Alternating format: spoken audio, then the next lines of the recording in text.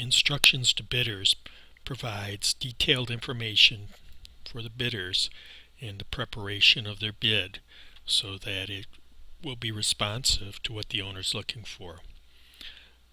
This particular section of the project booklet can vary, and it depends on the organization again, and usually accounts for some of the local practices or organizational practices. So you'll see a lot more variations, and it's important to pay attention to these instructions since they often mean whether a project or proposal will be accepted or not. In this case, it starts out with basic information about just making sure, reminding everybody that you need to be able to read the proposal. Item 2 again rehashes the information on the advertisement for bid on when the proposal is due and where it should be delivered. Number 3 talks about something new, and it talks about either having basically a bid guarantee or insurance that the bidder will stick to their word if they set a bid. In this case, you'll see that it varies between several alternatives there, whether it's a check or cashier's check. Sometimes cash is taken if they're littler jobs, but usually don't see that anymore. In number 4, it talks about that same proposal item and when it will be returned for unsuccessful bidders, so that you know that you will get the money back, and it provides for the schedule for the return. Number 5 talks about experience, so you have a chance to talk about work that you've done that's similar to this. These references are often checked, especially if you've never worked for an organization before. They'll be called up before you get a project approved.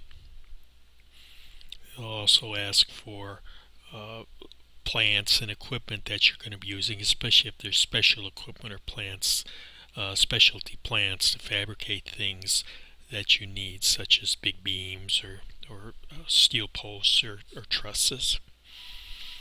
It's a reminder that you need to check the contract documents, proposals, the specifications, this booklet, and you should visit the site so that you know exactly what's going on.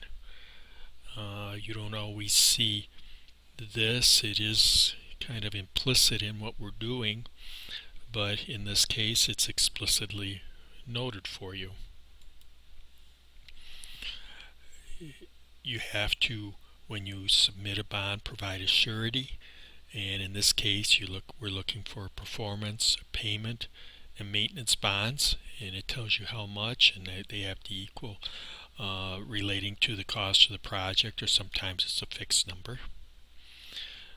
It indicates how many proposals you can or bids you may submit, and this may seem kind of obvious, but there are rules regarding collusion, and especially for prime contractors, they can submit one bid. This doesn't prohibit a subcontractor from multiple bids, but again, everybody needs to know what's going on. There is sometimes placed an indication of how long the bid has to remain viable. In other words, if you submit a bid on that one day, decisions aren't necessarily made right at that time, and so the owner will talk about how long that bid should be good for, and that you have to, as a bidder, maintain that price and accept the price. There is sometimes a clause, especially you'll see in government work, that we talk about how we accept the bid. Again, you saw in the advertisement earlier that we would reject bids if we felt that was important, or in the best interests of the organization. Again, it talks about that here. In number 11, we talk about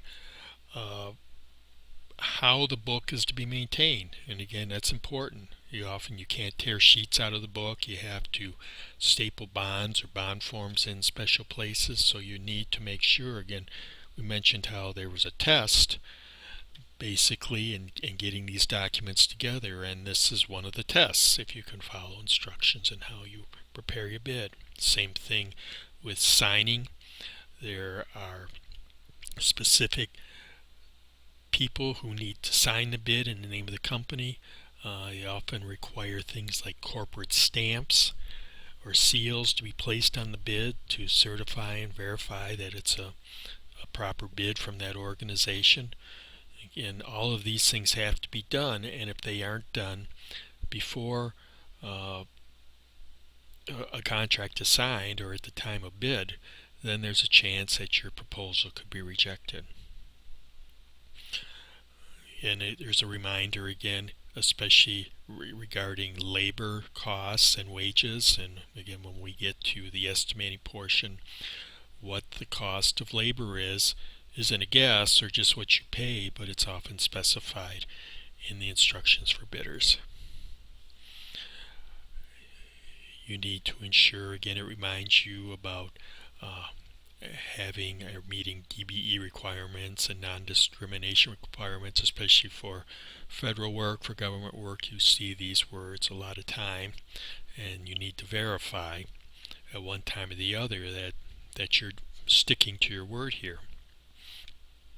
You have to list partners, proposals. We need to know, in this case, who are the owners of the companies, and it tells you the schedule of work, in particular when a notice to proceed will be issued for the project, and how things may work out if there's scheduling problems as far as between the time of approval of a contract and when you are issued a notice to proceed.